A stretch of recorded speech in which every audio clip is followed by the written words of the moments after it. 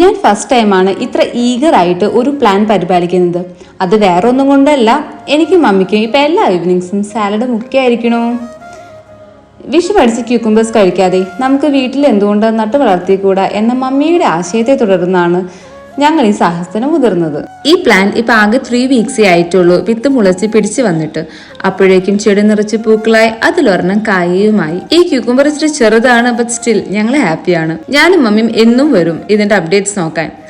അതൊരു രസം.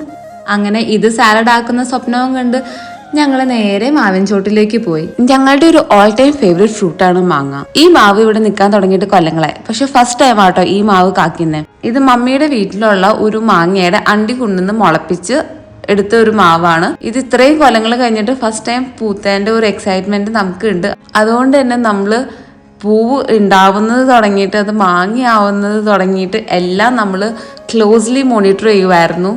ഇപ്പൊ പെട്ടെന്ന് നോക്കുമ്പോൾ അത് ഞങ്ങൾ മോണിറ്റർ ചെയ്തുകൊണ്ടിരുന്നതിൽ ഒരു മാങ്ങ കാണാനില്ല. അപ്പം അതിന് എന്ത് സംഭവിച്ചു എന്ന് തപ്പാനാണ് ഞങ്ങൾ ഇവിടെ വന്നേക്കുന്നത്. അത് ഏത് മാവ് മമ്മി? കൊളമ്പാണ്, ആദ്യമായിട്ട് കാച്ചതാണ്. നോക്കട്ടെ. അതേ എടുക്കണു.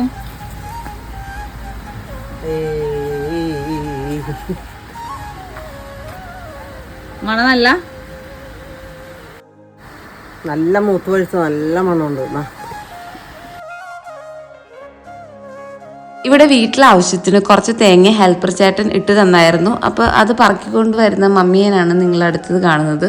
അപ്പോഴാണ് തൊട്ടടുത്ത് നിൽക്കുന്ന നാരങ്ങ പഴുത്തത് ഞങ്ങൾ ശ്രദ്ധിച്ചത്. പക്ഷെ മമ്മി പറയണത് അത് ഇനിയും പഴുക്കുമെന്നാണ്. അത് കാരണം ഇപ്പൊ ഞങ്ങളത് പറിക്കുന്നില്ല, നോട്ടിട്ട് വെച്ചിട്ടേ ഉള്ളൂ.